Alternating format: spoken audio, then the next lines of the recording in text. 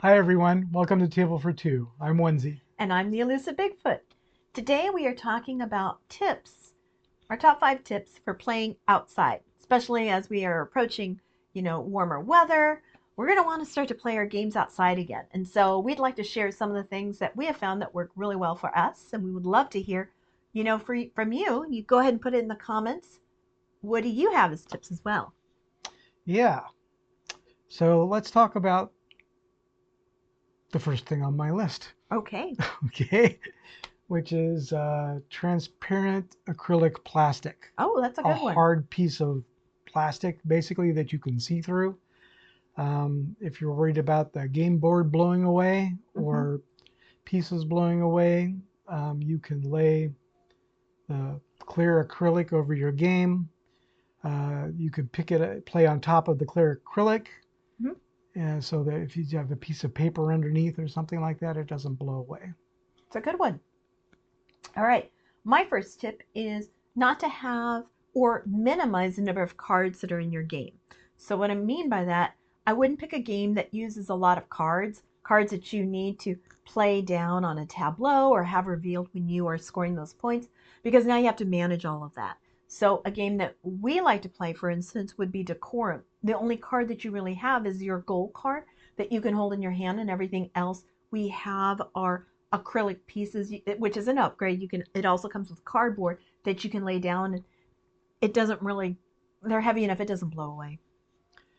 Right, and that's heavy components are also on my list. Okay. So, and for the same reason, because stuff blows away, Mm-hmm. falls over, gets knocked, uh, things like that. So any game with heavy components, we talked in a previous video about mandala stones. Mm-hmm. It's a fun game to play outdoors because it stays put, and heavy components. All right. Well, I'm going to go ahead and say I did the same thing, heavy game pieces.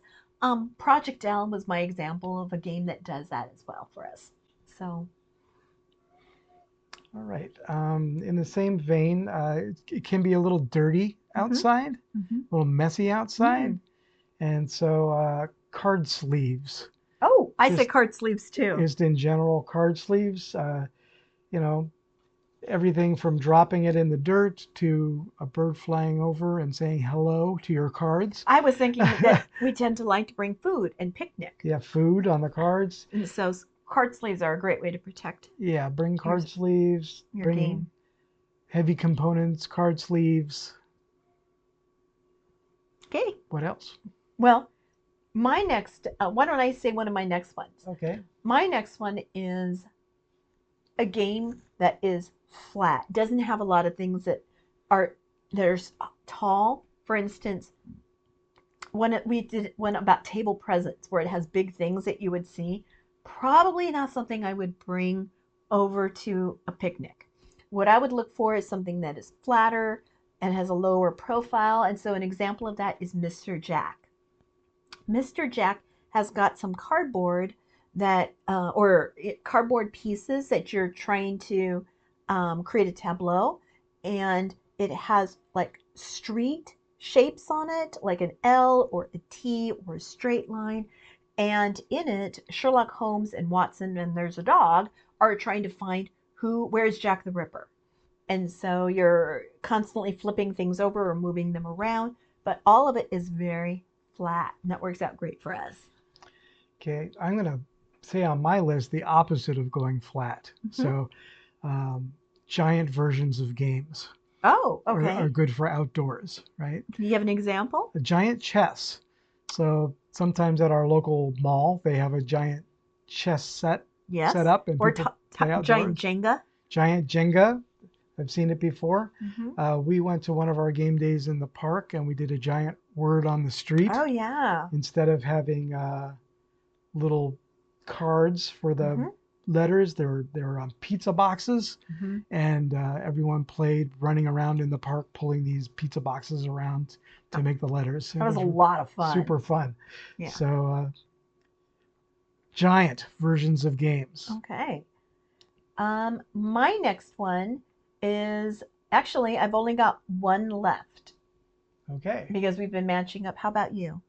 Let me see. You talk about yours, and I'll Well, that's going decide to be on. my number one. So if you've got two, why don't you do Yes, another one? I have one more. Okay. I'm holding it. It's a secret. All right. My number one is a portable table and chairs. So we have a couple of sets of those. We bring those when we go out picnicking because sometimes the picnic tables are just not available, or where we want to be, it's not that available. We like to be in a place that's kind of like blocked from wind. And so we'll go into, we'll figure out where the wind is blowing and then we'll be on the another side of a building. So it's very protected, or maybe we don't want to be in the sun, we want to be under a tree. So a portable table and chairs allows us the flexibility of putting ourselves where we want to play. Yeah, not as a separate item, but just in that vein, you might want to also bring a heavy tablecloth or a bed sheet or something like that. Which I keep in the car. I have a kit for our picnics.